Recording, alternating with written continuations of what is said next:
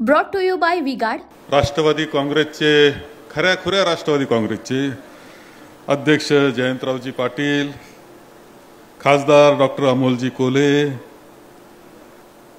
प्राध्यापक कराळे असं म्हटल्यावर लक्षात येणार नाही, कराळे मास्तर, खासदार माजी खासदार बापूसाहेब चौरे, माजी खासदार DS आहिरे, माजी आमदार दीपिकाताई चव्हाण आणि संजयजी चव्हाण, आसिफजी शेख, राजू भैया भोसले, जयंतजी दिंडे, सलील देशमुख, आमचे नाशिक जिल्हा काँग्रेसचे अध्यक्ष माननीय शिरीषजी कोतवाल, शरदजी आहे, राजाभाऊ पानगावाने, मेहबूब शेख, राहुलजी पाटील, रामचंद्र पाटील, ज्ञानेश्वरजी गायकवाड, उपस्थित असलेले लखीजी जाधव, उपस्थित सर्व पदाधिकारी, तिन्ही पक्षाचे आणि मित्र पक्षांचे सर्व पदाधिकारी, कार्यकर्ते, सर्व बंधू आणि भगिनी,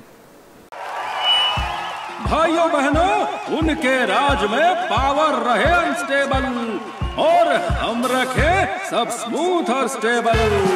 हमारा नेता कैसा हो जो स्टेबल पावर दे वैसा हो। अब की बार V-Guard AC स्टेबलायझर का चमत्कार। आपल्याला सर्वांना आदरणीय साहेबांचं भाषण आपल्या सगळ्यांना ऐकायचंय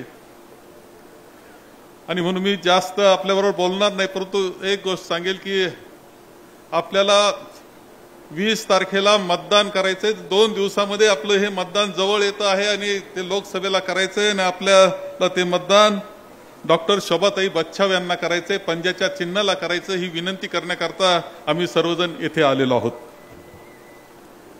एकंदर 35 जागांची निवडणुका झालेल्या आहेत राज्यामध्ये, देशामध्ये सुद्धा 4थी फेज संपलेली आहे, परंतु जसजशी निवडणूक पुढे जाते आहे तसतसं भारतीय जनता पक्षाची पायाखालची वाळू घसरत चाललेली आहे, ही वस्तुस्थिती आहे। उनका बैकअप सिर्फ कल तक और हमारा चांद तक। हमारा नेता कैसा हो जो नॉन स्टॉप बैकअप दे वैसा हो। अब की बार V-Guard इन्व्हर्टर बॅटरी का चमत्कार। आपण पाहिलं असेल पंतप्रधान महोदयांची भाषणं कशी चालली हे वेगळं सांगण्याची आवश्यकता नाही। जितकं घाबरगुंडी उडालेली आहे तितकं त्यांची भाषणं बदलत चाललेली आहे, चुकीची चाललेली आहे, दिशाभूल करणारी चाललेली आहेत आणि लोकांना हास्यास्पद वाटणारी भाषणं माननीय पंतप्रधान महोदयांच्या पातळीच्या या व्यक्तिमत्वाची चाललेली आपल्या सगळ्यांना दिसते। मी आपल्या सगळ्यांना सांगेल की आपल्याला इथं लोकप्रतिनिधित्व करीत असताना शोभाताईंचं मला सांगायचंय, आपल्याला 10 वर्ष आपण पाहिलंय इथे खासदार म्हणून, ते खासदार कधी फिरकले, लोकांचे प्रश्न समजून घेतले असं कधी झालं नाही। त्यांच्या बाबतीत तर बऱ्याच गोष्टी ऐकायला मिळतात की पत्राचा रेट सुद्धा लावलाय त्यांनी, मला असं ऐकायला मिळालं। तुमचा अनुभव तुम्हाला काय माहिती असेल की पत्र इकडे द्यायचं तर इतका रेट, तिकडे द्यायचं तर तितका रेट।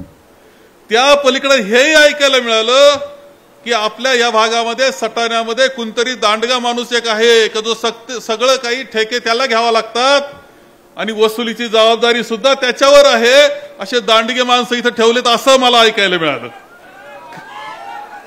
खरं काय ते तुम्हाला माहिती आहे,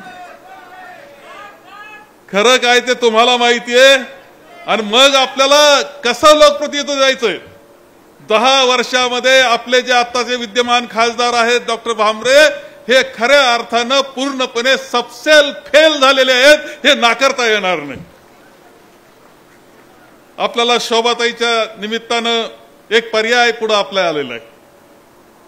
आपल्या भूमीच्या त्या कन्या आहे, कसमादे पट्ट्याच्या कन्या आहे त्या,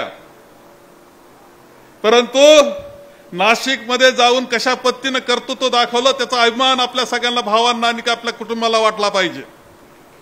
नगरसेवक म्हणून केलेलं त्यांचं काम पहा तुम्ही, महापौर म्हणून केलेलं काम, आणि तिथे सुद्धा नाशिकमध्ये दमदार काम, अनेक उद्घाटन माझ्या हाताने मी केले, आदरणीय पवार साहेबांच्या हस्ते सुद्धा झालेले आहेत।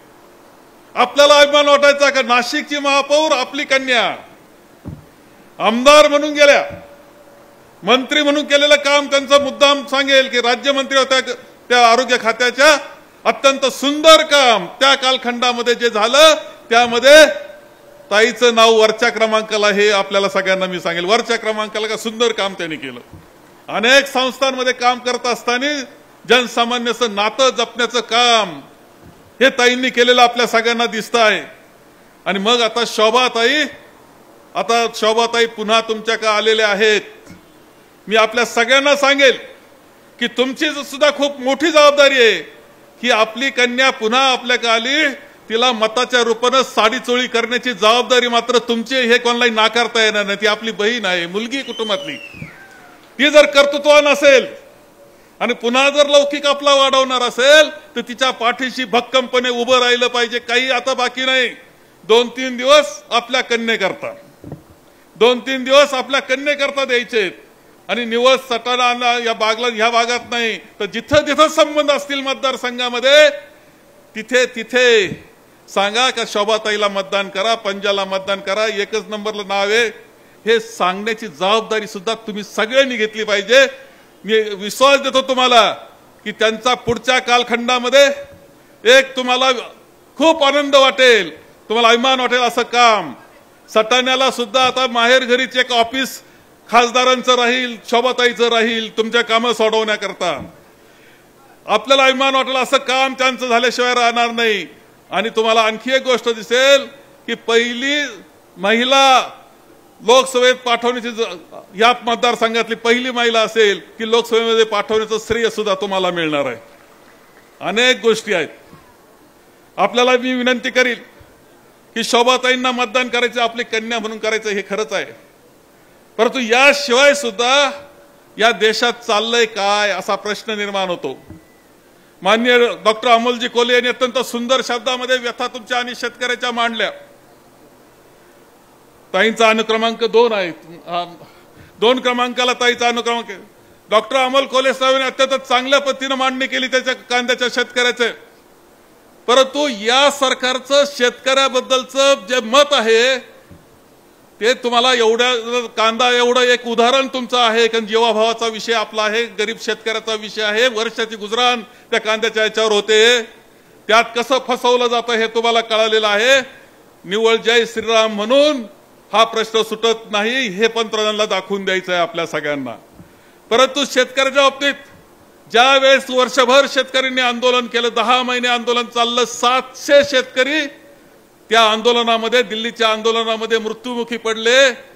मी एक प्रश्न विचारतो, 10 महिने चाललं आंदोलन, 700 शेतकरी मृत्युमुखी पडले. माननीय पंतप्रधानांनी एकदा तरी संवाद साधला का? अरे पोरगं रडायला लागतं तर त्याला जवळ घ्यावं लागतं, पाठवून हात फिरवावा लागतो. ज्यावेळेस जनतेचा हा आक्रोश आहे त्याने बालकाप्रमाणे पालक म्हणून सांभाळायला पाहिजे होतं. त्यांनी पूर्णपणे दुर्लक्ष केलेलं आपल्या सगळ्यांना दिसतं. आणि काळे 3 कायदे तुमच्या पूर्णपणे शेतकऱ्याच्या अंगावर बसवण्याचा प्रयत्न त्यांनी केलेला आपल्या सगळ्यांना दिसलेला आहे. पुन्हा एकदा आंदोलन झालं, पुन्हा शेतकऱ्याचं आंदोलन झालं. हे उदाहरण आहे तुमच्या आमच्या करता. तर त्यांच्यामध्ये बॅरिकेडिंग ज्या होत्या त्या काट्याच्या जाळे, हे बॅरिकेडिंग काय मोठाल्या काट्यात तिथं फेन्सिंग लावले होते, त्यांच्यावर रबरी गोळ्या झाडण्यात आल्या, अश्रूसूर जोडण्यात आले. अनेकांना म्हाताऱ्या असणाऱ्या शेतकऱ्याला सुद्धा लाठीचार्ज करण्यात आला. एक शेतकरी असा होता का तो म्हणत होता, विवळत होता आणि म्हणत होता, अरे सीमेवर माझा पोरगा तुमच्या देशाचं रक्षण करतोय, सियाचीन मध्ये उंच ठिकाणी -डिग्री मध्ये, आणि मी इथं मात्र लाठ्या मार खातोय. हे चित्र शेतकऱ्याचं आहे. अरे शेवटी सैन्यात तरी कोणाचे पोरं आहेत? सैन्यात आपलेच पोरं आहेत. ते सगळा देश राखण करतायत आणि त्यांचे आई वडील, त्यांचे बाप इथं मार खातायत. हे चित्र आपल्याला सगळ्यांना पाहायला मिळालं. काल सुद्धा सभा होती, कड्या लावल्या गेल्या अनेकांच्या घराला. आपले जे नेते कार्यकर्ते होते त्यांना डांबून ठेवण्यात आलं. अरे तुम्ही लोकप्रतिनिधी आहात, पंतप्रधान असा खुल्या मैदानामध्ये सभा घेतली पाहिजे. तुमचं धाडस ते राहिलेलं नाही. ही वस्तुस्थिती आहे. लोकांना तुम्ही उत्तर देऊ शकत नाही अशा प्रकारची परिस्थिती आहे. जे घडलं मणिपूरमध्ये अत्यंत वाईट. आदिवासी भगिनींना नग्न करून त्यांच्या मागे जमाव धावत होता, अत्याचार त्यांच्यावर केले, मारून टाकलं. पंतप्रधान एक शब्द बोललेले नाहीत.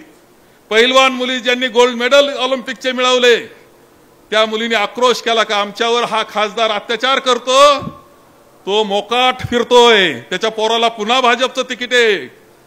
मुलींना मात्र तुरुंगात डांबण्यात आलं. ही वस्तुस्थिती आहे. 2 आमचे मुख्यमंत्री, 2 मुख्यमंत्र्यांना आपण पाहतो की त्यांना निवडणुकीच्या काळामध्ये एक परत बाहेर आलेत, परंतु एक अजूनही जेलमध्ये आहेत. अरे निवडणुकीच्या काळामध्ये कारण काय? कारण सांगू शकत नाहीत. ते आज जेलमध्ये आपल्या सगळ्यांना पाहायला मिळतात. ईडी आयटी धाक दाखवायचा आणि दहशतीचं राजकारण करण्याची पद्धत ही भारतीय जनता पक्षाची आहे. आणि ही पद्धत, याचा अर्थ असा, प्रश्न कांद्याचा आहेच, प्रश्न आपल्या शेतकऱ्याचा आहेच, त्याबरोबर प्रश्न निर्माण झालाय का हा देश चालणार कसा, या देशात लोकशाही राहणार का नाही, या देशाची घटना, आमचा मताच्या अधिकाराचं काय होणार, का या देशात हुकुमशाही येणार, हे वाटावं अशी परिस्थिती सुद्धा देशाची झालेली आहे. हे सुद्धा आपण सगळ्यांनी लक्षात घेतलं पाहिजे. म्हणून मी जास्त बोलत नाही. मतदान आपल्याला शोभाताईंना करायचंच आहे. ते मतदान, शोभाताईंचं मतदान आदरणीय पवार साहेबांना पोहोचणार आहे, आदरणीय ठाकरे साहेबांना पोहोचणार आहे, आदरणीय सोनिया गांधींना, राहुल गांधींना, प्रियांकाजींना सुद्धा हे मतदान पोहोचणार आहे. की जीवाचं रान करून देशाचं राखण करण्याचं काम ते करतायत, त्यांना सुद्धा हे मतदान पोहोचणार आहे. आणि त्याबरोबर आपल्या शेतकऱ्याला पोहोचणार आहे, आपल्या युवकाकरता पोहोचणार आहे, आपल्या महिलांच्या रक्षणाकरता पोहोचणार आहे, आपल्या राज्यघटनेकरता, आपल्या लोकशाहीकरता हे मतदान पोहोचणार आहे. आणि हे मतदान आपण 2 नंबरला असलेल्या पंजाच्या चिन्हाचं बटन दाबून आपल्याला हे मतदान करायचं आहे. आणि हे मतदान आपण सगळ्यांनी करावं असा आग्रह मी या निमित्तानं आपल्या सगळ्यांना करतो आणि माझे 2 शब्द संपवतो. Brought to you by V-Guard.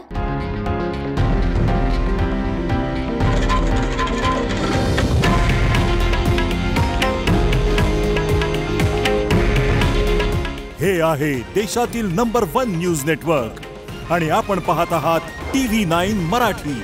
काळजी तुमची, हित महाराष्ट्राचं.